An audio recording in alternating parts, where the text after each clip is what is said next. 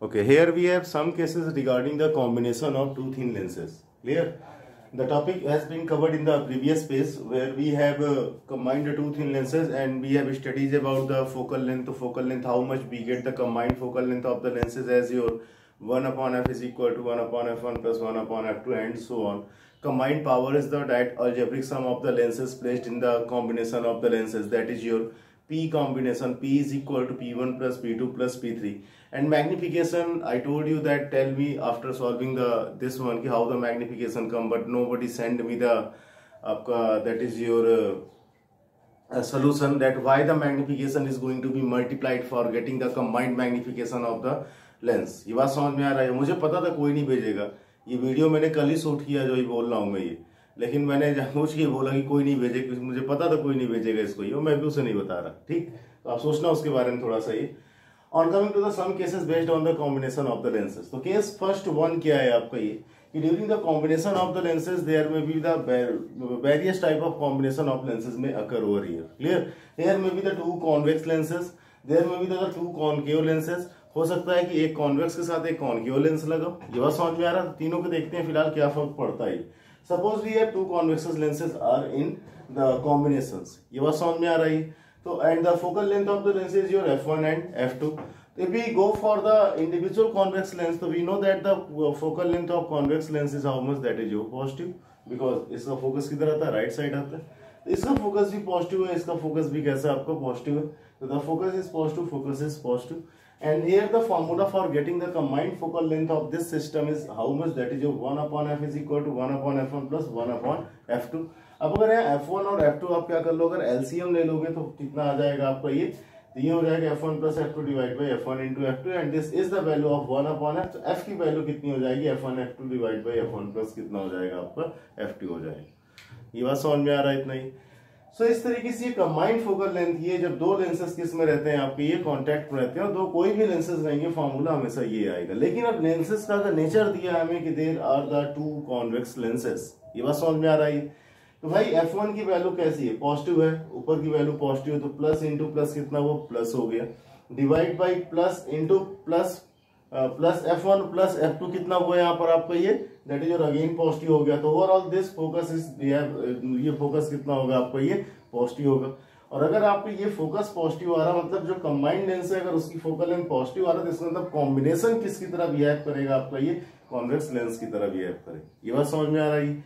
अब अगर यहाँ पर हमारे पास दो लेंसेज, तो दोनों लेंसेज किसमें, कॉनकेव, दो कॉनकेव लेंसेज अगर आपके किसमें, कॉन्टैक्ट में, तो अगर दोनों ही कॉनकेव लेंस हो जाएंगे तो एक की फोकल लेंथ नेगेटिव, दूसरे की फोकल लेंथ भी क्या हो जाएगी, नेगेटिव हो जाएगा। हमारे पास फोकस फाइंड आउट करने का फॉर्मूला है f is equal to f1 f2 divide by f1 plus f2 हो जाएगी।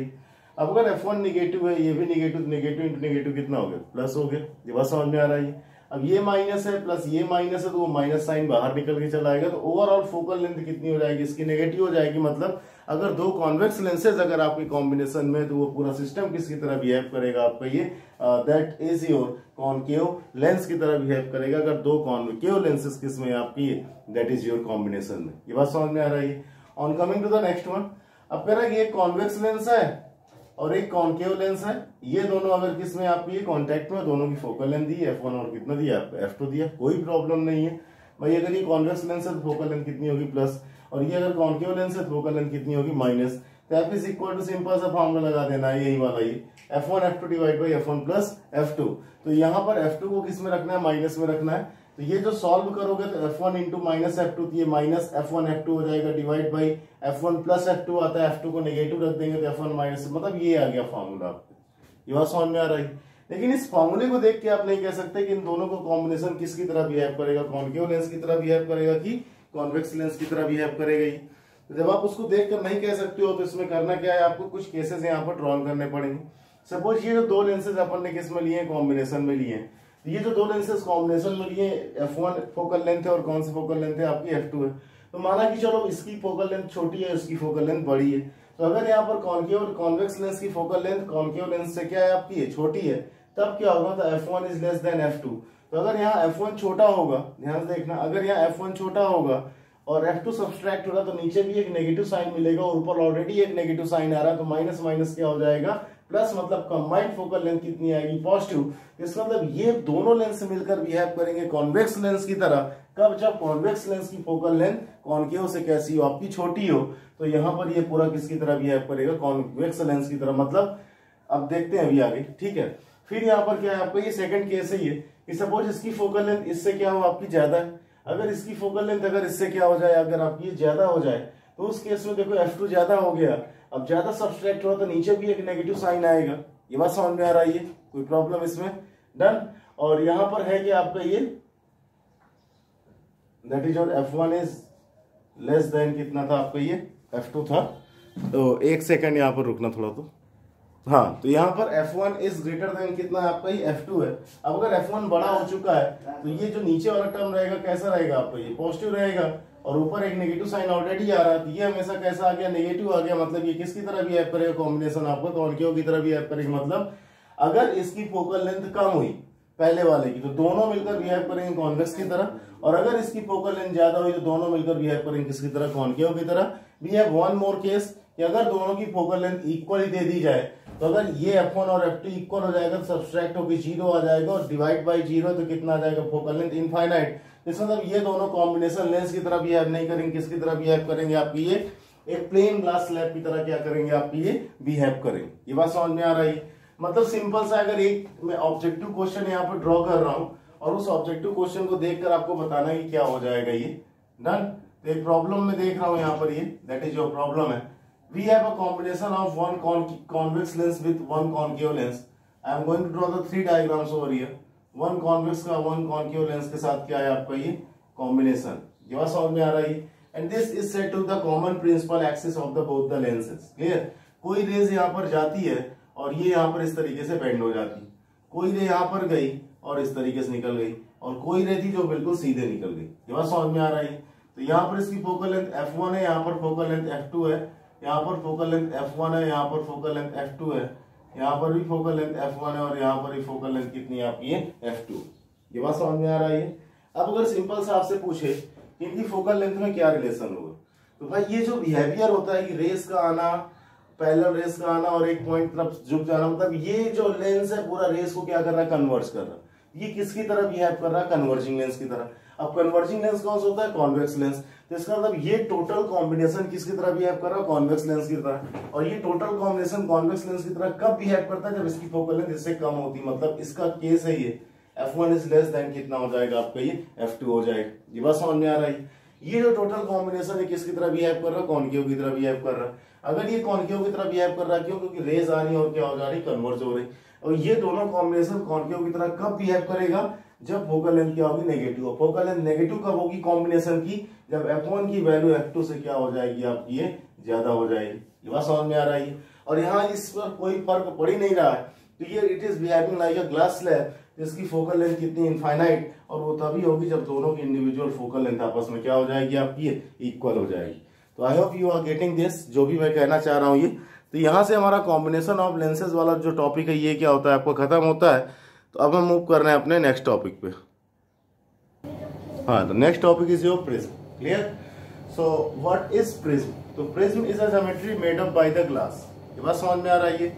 और कैसा ग्लास रहता है आपका, ये तो एक ट्रायंगुलर ग्लास रहता है जिसके पास हाइट होता है। मतलब क्या है आपका, ये जैसे मैं यहाँ पर क्या कर रहा हूँ, मैं ट्रायंगल यहाँ पर इस तरह से खींच रहा हूँ, इस ट्रायंगल को पकड़ के हाइट दे दिया जाए, द ज्योमेट्री जो बनेगी that is said to be your prism. ये बात समझ में आ रही है। तो प्रिज्म की अगर ऊपर से देखा जाए तो प्रिज्म ऊपर से देखने में केवल इतना ही दिखाई देगा जैसा यहाँ पर ये ड्रॉ है। तो प्रिज्म को अगर ऊपर से देखते हैं तो प्रिज्म में क्या क्या है आपका, ये तो that is your point A, B and ये पॉइंट कौन सा है आपका, ये सी। ये बात समझ में आ रहा है इतना ये। तो अगर ये तीनों पॉइंट यहाँ पर कैसे हैं आपके, ये that is your A, B और क्या है यहाँ पर आपका, ये सी है। सो यहाँ पर एक चीज ये देखनी, ध्यान से देखना, ये जो बीसी पोर्शन होता है that is said to be your base of prism. BC क्या बोलते हैं, बेस ऑफ प्रिज्म बोलते हैं ये। और यहाँ पर ये जो ए बी और ए सी होता है ये that is your A B और ए सी, इनको बोलते हैं फेसेस ऑफ प्रिज्म। ये प्रिज्म के क्या है आपकी, ये फेसेस हैं। और बीसी यहाँ पर क्या है आपका, ये बेस है। ये बात समझ में आ रहा है ये। और यहाँ पर देखो एंगल ए, एंगल ए जो होता है इसको बोलते हैं प्रिज्म एंगल। प्रिज्म एंगल और रिफ्रैक्टिंग एंगल ऑफ प्रिज्म। ये बात समझ में, यहाँ केवल बेसिक देख रहे हैं प्रिज्म का अपन। प्रिज्म और refracting angle of what, that is जो प्रिज्म हो गया आपका। ये बात समझ में आ रहा है। तो यहाँ पर ये प्रिज्म का क्या है, बेसिक स्ट्रक्चर, जिसके पास दो फेस होते हैं और एक क्या होता है, बेस होता है, और फेसेस के बीच के एंगल को क्या बोलते हैं आप, ये that is your prism angle बोलते हैं। ये बात समझ में आ रही है। अब प्रिज्म करता क्या है, तो आपको पता है कि लाइट को 7 कलर्स में क्या कर देता है, आपको ये डिस्ट्रीब्यूट कर देता है। कैसे करता है वो बात की बात है। सबसे पहले ये देखते हैं कि अगर प्रिज्म पर कोई रे ऑफ लाइट जाएगी तो प्रिज्म उसके लिए किस तरीके से बिहेव करेगा। ये बात समझ में आ रही है। सपोज प्रिज्म में मैंने ये एक रे ऑफ लाइट भेज दी, दैट इज योर P और name of the light is your Q। ये बात समझ में आ रही है। तो और यहाँ पर देखो प्रिज्म का जो मटेरियल का रिफ्रैक्टिव इंडेक्स है ये कितना है आपका N2, और जिस मीडियम में रखा उस मीडियम का रिफ्रैक्टिव इंडेक्स कितना है आपका, ये दैट इज योर N1। ये बात समझ में आ रही है। सो यहाँ पर जैसे ये इंसिडेंट रे को अपन ने क्या किया, यहाँ पर ये सेंड किया है, तो यहाँ ये जो PQ रे मिल रही है, तो PQ रे यहाँ पर क्या हो जाएगी आपकी, ये दैट इज योर इंसिडेंस रे, और किस फेस पर है आपकी, ये that is your at face AB। PQ क्या कहलाएगी, इंसिडेंस रे कहलाएगी, और किस फेस पर कहलाएगी आपकी, ये AB फेस पर कहलाएगी। ये बात समझ में आ रही है। अब ये जो रे है ये N1 मीडियम से किस में जा रही है आपकी, N2 मीडियम में जा रही है, मतलब रेयरर से किस में जा रही, डेंसर में जा रही। तो टुवर्ड्स द नॉर्मल क्या हो जाएगी आपकी, बेंड हो जाएगी। इसका नॉर्मल किधर है, तो इस पॉइंट पर एक सरफेस, इस सरफेस पर नॉर्मल खींचना है, तो इस सरफेस पर अपन ने एक लाइन खींच दी जो इसके साथ 90 डिग्री पर है। ये इस सरफेस ही क्या होगी, नॉर्मल हो गई। अगर ये प्रिज्म नहीं होता ये रे बिल्कुल किस तरीके से जा रही होती, आपकी बिल्कुल सीधे जा रही होती। लेकिन प्रिज्म होने के कारण मीडियम चेंज हुआ है, N1 से N2 गए हैं, ये नॉर्मल की तरफ रेस क्या हो जाएंगी आपकी, बेंड हो जाएंगी। मतलब जो ऐसे जा रही थी थोड़ा सा क्या हो जाएगी आपकी, बेंड हो जाएगी, और बेंड होके नॉर्मल की तरफ क्या कर दिया मैंने, इसको बेंड कर दिया, और बेंड करने के बाद इस तरीके से ये जाएगी। ये बात समझ में आ रही है। यहाँ पर इंसिडेंस रे का जो नॉर्मल के साथ एंगल है इसको क्या बोलते हैं अपन, ये एंगल I बोलते हैं। और यहाँ पर ये जो रिफ्रैक्टेड रे दैट इज योर PQ, यहाँ पर Q था, यहाँ पर R है। ये बात समझ में आ रही है। तो ये यहाँ पर जो ये रिफ्रैक्टेड रे है QR, यहाँ पर क्या है आपकी, है दैट इज योर, ये रिफ्रैक्टेड रे है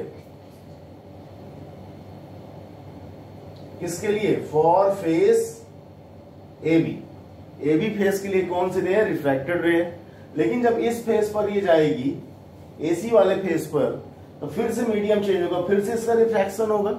मैं पूछूं इस फेस के लिए इंसिडेंट रे कौन सी है, तो यही रे इस फेस के लिए कौन सी रे, इंसिडेंट रे है। तो इसको बोल सकते हैं और लगाकर ये that is your incidence ray at face that is your AC। ये AC फेस के लिए कैसी आपकी इंसिडेंस रे भी है। ये बात इतना समझ में आ रहा है, ये डन। अब यहां पर देखो ये जब रे यहां पर गई तो इसने नॉर्मल के साथ जो एंगल बनाया इंसिडेंस रे ने, तो एंगल ऑफ इंसिडेंस। रिफ्रैक्टेड रे नॉर्मल के साथ कुछ एंगल बनाएगी, इसको बोलते हैं R1। ये R1 क्या है, रिफ्रैक्टेड एंगल है किस फेस के लिए, AB फेस के लिए। यहाँ एंगल I क्या था आपका, ये एंगल ऑफ इंसिडेंस था किस फेस के लिए, AB फेस के लिए। R1 कितना था, एंगल ऑफ रिफ्रैक्शन था किस फेस के लिए, AB फेस के लिए। जब यहाँ पर रेस पहुंची आपकी R पॉइंट पर, जब R पॉइंट पर रेस आपकी पहुंची है, तो ये N2 से N1 में जा रही है, डेंसर से रेयर में जा रही थी। यहाँ पर भी हमारे पास एक नॉर्मल होना चाहिए, तो अपन ने यहाँ पर भी क्या खींचा है, एक नॉर्मल लाइन इस तरीके से क्या कर दी, अपन ने खींच दी है ये। तो अब रेस जो है वो कैसे जाती है, अगर ये मीडियम नहीं चेंज होता सीधे जा रही होती, लेकिन डेंसर से रेयर के लिए नॉर्मल से दूर हो जाएगी ये, रेस कैसी हो गई आपकी, नॉर्मल से दूर हो गई। तो इस फेस के लिए जो इंसिडेंस रे है, इसने एंगल ऑफ इंसिडेंस कितना बनाया आपका यहाँ पर, ये दैट इज योर R2 बनाया। तो R2 यहाँ पर क्या है, ये इंसिडेंस एंगल है किस फेस का आपका, AC फेस का ये। और फाइनली रेस निकल रही है, तो नॉर्मल के साथ इसका जो रिफ्रैक्टेड एंगल बनता है, इसको रिफ्रैक्टेड एंगल ना बोलकर क्या बोलते हैं, इसको इमर्जेंट एंगल बोलते हैं। कि एंगल ऑफ इमर्जेंट कितना है, एंगल ऑफ इंसिडेंस I है, और किस एंगल से I से किस एंगल से निकली, E से निकली। ये बात समझ में आ रहा है, कोई प्रॉब्लम इसमें। अगर ये प्रिज्म नहीं होता तो रेस कैसी जा रही थी, बिल्कुल सीधे जा रही थी। प्रिज्म के होने के कारण ऐसी वाली रेस ऐसी गई है, तो रेस अपने ओरिजिनल पाथ से कितना बेंड हो गई। तो अगर इमर्जेंट रे को अपन क्या करें, थोड़ा सा बैक साइड यहाँ पर ड्रॉ कर देते हैं, देखो इस तरीके से। अगर इमर्जेंट रे को थोड़ा सा बैक साइड ड्रॉ कर देते तो यहाँ पर कट होता है। ये हमें ये बता रहा है कि अगर प्रिज्म नहीं होता तो रेस ऐसी जा रही थी, प्रिज्म होने का रेस क्या हो गई, इतना बेंड हो गई। तो कितना एंगल बेंड हो गई यहाँ पर, ये that is said to be your del से इसको रिप्रेजेंट कर रहा हूँ। और डेल को यहाँ पर क्या बोलते हैं, एंगल ऑफ डेविएशन बोलते हैं। ये बात समझ में आ रही है। तो डेल यहाँ पर क्या हो गया आपका, एंगल ऑफ डेविएशन, जो कि हमें ये बताता है कि ओरिजिनल रेज अपने पाथ से कितना एंगल बेंड हो चुकी, मतलब ये जो एंगल होता है ये इंसिडेंस रे और इमर्जेंट रे के बीच का क्या होता है आपका ये एंगल होता है। ये बात समझ में आ रही है। ये बेसिक कंस्ट्रक्शन है प्रिज्म की, और इसमें जो हमको पढ़ना है बेसिकली आपका ये जो पढ़ना है दैट इज योर आपका इसमें एंगल ऑफ डेविएशन का डेरिवेशन है, बहुत इंपॉर्टेंट, उसको नेक्स्ट करने वाले हैं। ओके ओके, तो after knowing the basic knowledge of the prism we are going to derive the derivation of angle of deviation of prism. Angle of deviation of prism is just told by me before 1 second.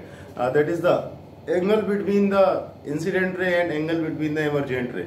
What is the significance of angle of deviation? So angle of deviation tells about the actual deviation in the path of your incident ray after getting refracted from the prism. ये बात समझ में आ रही है? So here is what the previous diagram is over here. जितना पहले diagram था उतना ही डायग्राम यहाँ पर है, बस थोड़ा सा कंस्ट्रक्शन मैंने यहाँ पर खुद से किया है। ये वो कंस्ट्रक्शन ये है कि the normal on the base that is your AB पर जो नॉर्मल था और ये AC पर जो नॉर्मल था, इनको मैंने पीछे एक्सटेंड किया तो दोनों यहाँ पर कट कर रहे हैं, और उस पॉइंट को मैंने क्या बोल दिया यहाँ पर आपका ये U पॉइंट बोल दिया। ये बात समझ में आ रहा है? तो अब अगर अपन यहाँ पर चलते हैं तो एंगल ऑफ डेविएशन का मतलब, और इस सारे पॉइंट्स का नाम सब कुछ दिया ही है। रे आई, रे रिफ्रैक्ट होकर इधर गई, फिर इधर गई, इसको पीछे ड्रॉ किया इंसिडेंट रे, यहाँ पर पॉइंट T है, P Q R S T, और ये कौन सा पॉइंट हो गया आपका U पॉइंट हो गया। सारे पॉइंट्स यहाँ पर क्लियरली क्या आपके लिखे हुए हैं।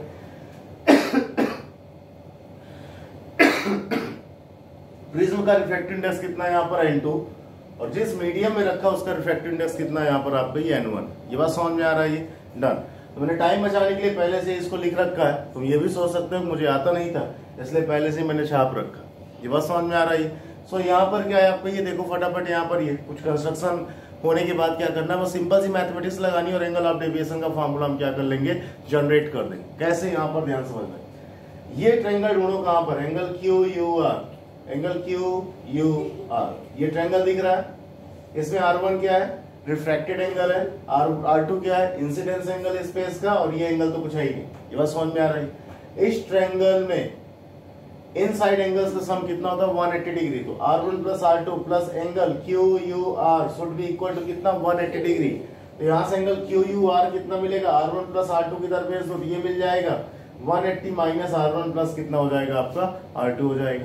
ये बात समझ में आ रही है? फिर यहाँ पर एक क्वाड्रिलेटरल दिख रहा होगा। एक क्वाड्रिलेटरल मतलब the geometry made up bye 4 sides. ये बात समझ में आ रहा है? तो यहाँ पर क्या आपका एक क्वाड्रिलेटरल है, और ये कहा जाता है कि साइक्लिक क्वाड्रिलेटरल के सामने के एंगल्स का सम कितना होता है आपका ये 180 डिग्री होता है। मतलब अगर यहाँ पर आप एक स्क्वायर देख लोगे तो स्क्वायर के सामने सामने के एंगल्स का सम कितना होगा, 180 डिग्री। इधर और इधर का भी एंगल का सम कितना होगा, 180 डिग्री होगा। तो इसका मतलब जो साइक्लिक क्वाड्रिलेटरल होता है उसके सामने के एंगल्स का सम 180 डिग्री होता है। और अगर अपना क्वाड्रिलेटरल ये वाला है दैट इज योर AQUR, अगर ये वाला क्वाड्रिलेटरल है अपना ये, तो इसमें सामने सामने एंगल्स का सम कितना होगा, 180 डिग्री। इस एंगल को बोलते हैं प्रिज्म एंगल, इसको ए से नोट करते हैं। A प्लस ये वाला angle QUR, A plus angle QUR should भी कितना होना चाहिए आपको, 180 डिग्री होना चाहिए। तो यहाँ पर ये जो एंगल QUR है इसकी वैल्यू कितनी लिख सकते हो आप, इसकी वैल्यू लिख सकते हो 180 माइनस R1 प्लस R2 लिख सकते हो। ये हो जाएगा A plus 180 minus R1 plus R2 is equal to कितना हो जाएगा, 180 डिग्री। 180 से 180 क्या हो जाएगा आपको, कैंसिल हो जाएगा।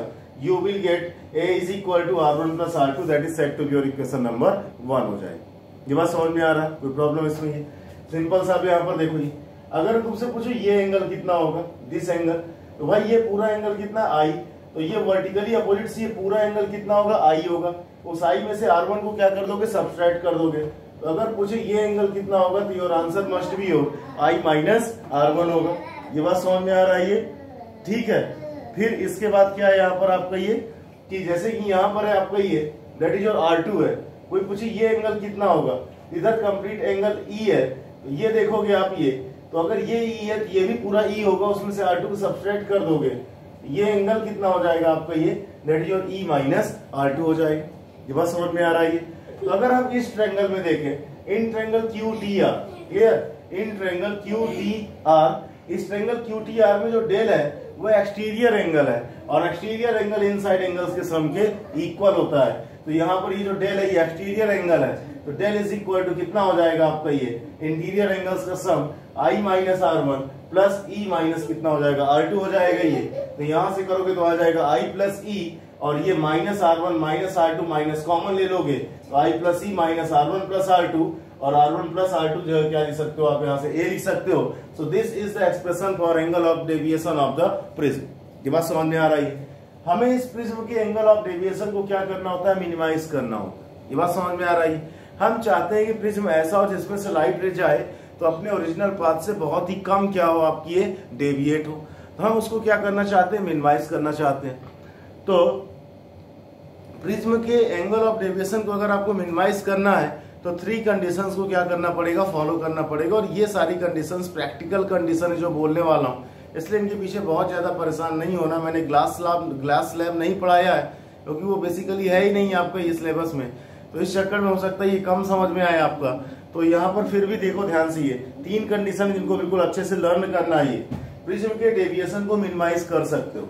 हम चाहते हैं कि ये वाई जो रेज जाए अपने पाथ से ज्यादा डेविएट ना हो, तो इस डेल्टा की वैल्यू को क्या करना है, हमें मिनिमाइज करना है, क्योंकि डेल्टा जितना कम होगा ये दोनों रेज उतनी क्या होंगी आपकी क्लोज होंगी। ये बात समझ में आ रही है। सो यहाँ पर क्या होता है, condition for del to be minimum. ये बात समझ में आ रहा है। डेल्टा को अपन मिनिमम करने वाले हैं, मतलब सपोज डेल की वैल्यू को कितना करने वाले हैं अपन, डीएम करने वाले हैं, और डीएम क्या हो जाएगा, मिनिमम डेविएशन हो जाएगा। ये बात समझ में आ रही है। तो ये कहा जाता है कि अगर आपको मिनिमम डेविएशन चाहिए प्रिज्म के थ्रू तो आपके पास 3 कंडीशन होनी चाहिए। The first one, angle I should be equal to angle E. ये वाला एंगल आई है और ये एंगल ई की कैसा होना चाहिए, आपकी इक्वल होनी चाहिए। The very first condition for getting the minimum angle of deviation. The second angle क्या होना चाहिए कि R1 must be equal to कितना होना चाहिए, R2। ये दोनों एंगल भी आपस में क्या होने चाहिए, आपके इक्वल होनी चाहिए। And the third and most important condition is your, ये वाली जो रेज जाती है ना QR, ये जो रेज जा रही है QR, ये QR रेज BC के कैसी होनी चाहिए, पैरेलल। मतलब जो फर्स्ट सरफेस से इंसिडेंट रे के बाद जो रिफ्रैक्टेड रे निकलती है, that must be parallel to the base of the prism. ये बात समझ में आ रही है। तो QR should be parallel to कितना होना चाहिए, BC। If 3 conditions hold together, ये बात समझ में आ रही है। अगर ये तीनों कंडीशंस एक साथ अगर करती हैं तो नो डाउट जो प्रिज्म का एंगल ऑफ डेविएशन है वो क्या हो चुका है, आपका मिनिमाइज हो चुका है। क्यों हो चुका है, तो जिस दिन भी क्लास में थोड़ा बहुत बताऊंगा उस दिन कंडीशन अप्लाई करना, तो यहाँ पर ये अप्लाई हो जाए। ये बात समझ में आ रही है। बस लर्न करना है कब होगा, जब angle I must be equal to angle E, that is the second one is your R1 must be equal to R2। और सपोज इन दोनों की वैल्यू कितना ले लिया मैंने, R ले लिया, और QR should be parallel to क्या होना चाहिए, BC। अब निकालते हैं कि मिनिमम डेविएशन कितना होगा ये। सो फॉर मिनिमम डेविएशन, मतलब मिनिमम डेविएशन के लिए डेल की वैल्यू कितनी रखनी है अपने को, डीएम रखनी। ये बात समझ में आ रही। अगर अपन इक्वेशन नंबर 1 पे जाते हैं तो इक्वेशन नंबर 1 क्या है, A is equal to R1 plus R2 है। और अगर equation number 1 A is equal to R1 plus R2 है, अब जब चूंकि दोनों इक्वल हो चुके हो, दोनों को मैंने किसके इक्वल ले लिया, R के इक्वल ले लिया है। You can say that is your R plus कितना हो जाएगा, R। तो A इज इक्वल टू कितना हो जाएगा, 2R। तो यहाँ से R की वैल्यू कितनी आ गई, A/2। That is set to be your equation number क्या हो गई, आपकी थर्ड हो गई। फिर यहाँ पर इक्वेशन नंबर 2 के पास जाएंगे। This is your equation number 2। इस इक्वेशन नंबर 2 में आई की जगह कितना रख सकते हो, ई, या ई की जगह कितना रख सकते हो, आई, क्योंकि सब कुछ मिनिमम डेविएशन ले कर रहे हैं। इक्वेशन नंबर 2 में लिख रखी है del is equal to I plus E minus कितना हो जाएगा, आपका ए हो जाएगा ये। तो अगर मिनिमाइज करना है तो डेल की जगह कितना आ जाएगा, डीएम आ जाएगा। आई की जगह आई रख दिया, ई की जगह भी कितना रख दिया मैंने, ये आई ही रख दिया, और माइनस है, ये हो गया DM is equal to 2i minus है। तो यहाँ से आई इज इक्वल टू कितना आ जाएगा, ए को इधर ले जाओ, 2 से डिवाइड करो तो आ जाएगा DM plus A/2। That is your equation number क्या हो गई आपकी, ये 4 हो गई। ये बात समझ में आ रही है। तो यहाँ तक गए अभी अपन ये। अब यहाँ पर क्या करते हैं, थोड़ा सा और आगे बढ़ते हैं ये, और इस डेरिवेशन को कंटिन्यू करने की कोशिश करते हैं। ये बात समझ में आ रही है। हमारे पास एक इक्वेशन में R की वैल्यू और दूसरे इक्वेशन में हमारे पास I की वैल्यू। यहाँ पर अगर इस पॉइंट को देखो, पॉइंट Q पर, तो पॉइंट Q पर क्या हो रहा है, आपका रिफ्रैक्शन हो रहा है। अगर पॉइंट Q पर अगर आपका रिफ्रैक्शन हो रहा है तो आप यहाँ पर अप्लाई कर सकते हो क्या, स्नेल्स लॉ का एप्लीकेशन कर सकते हो ये। तो यहाँ पर मैं लिख रहा हूँ ये, on applying Snell's law at point Q। Clear, Q point पर मैं स्नेल्स लॉ को क्या करने जा रहा हूँ, अप्लाई करने जा रहा हूँ। स्नेल्स लॉ क्या होता है, फॉर्मेट तैयार करो, sine upon sine is equal to N. किस मीडियम से रे आ रही है, पहले मीडियम से। पहले मीडियम में नॉर्मल के साथ एंगल कितना है, आई है। किस मीडियम में जा रही है, दूसरे मीडियम में जा रही है ये, और दूसरे मीडियम में नॉर्मल के साथ एंगल कितना है, R1 है।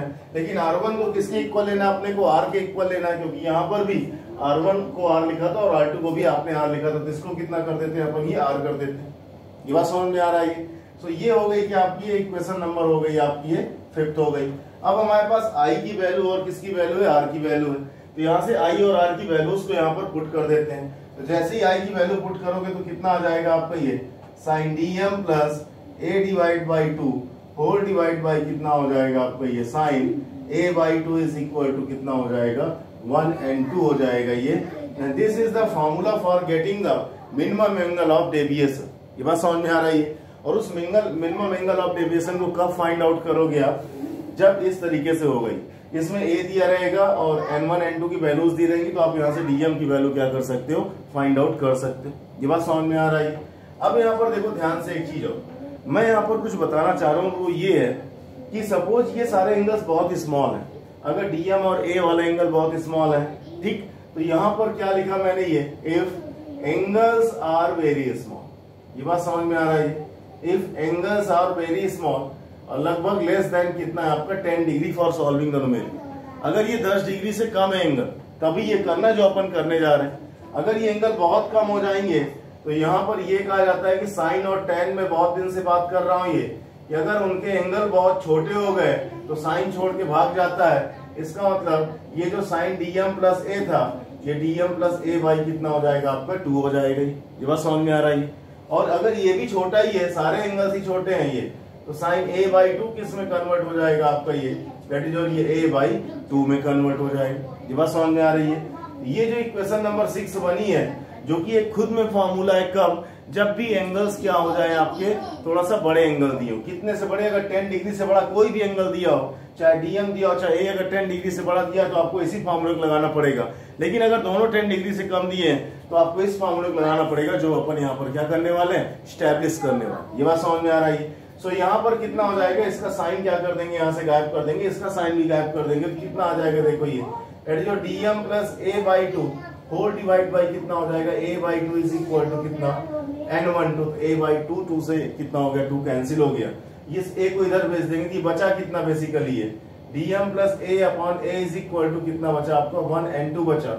a को इधर भेज दोगे तो कितना आ जाएगा, ये dm plus a is equal to 1n2 into कितना हो जाएगा आपका a हो जाएगा। इस a को भी इधर भेज दोगे तो dm इज इक्वल टू कितना हो जाएगा यहाँ पर आपका ये, that is 1n2 a minus a हो जाएगा। ये a कॉमन ले लोगे तो ये बचेगा आपका ये 1n2 minus 1 into a, and that is what, that is your formula for the minimum deviation. ये बात समझ में आ रही है। ये होता है मिनिमम डेविएशन का फॉर्मूला, लेकिन इसको तब अप्लाई करना है जब एंगल ए की वैल्यू 10 डिग्री से कम। अगर एंगल ए की वैल्यू 10 डिग्री से ज्यादा है, इस फॉर्मूले को अप्लाई करना और इसमें जो भी कैलकुलेट करना होगा आप कैलकुलेट करो। ये बात समझ में आ रही है। अब यहाँ पर मैं क्या कर रहा हूँ, इसको हटा रहा हूँ और थोड़ा सा एक चीज मैं आपको और दिखा रहा हूँ यहाँ पर, ये डन।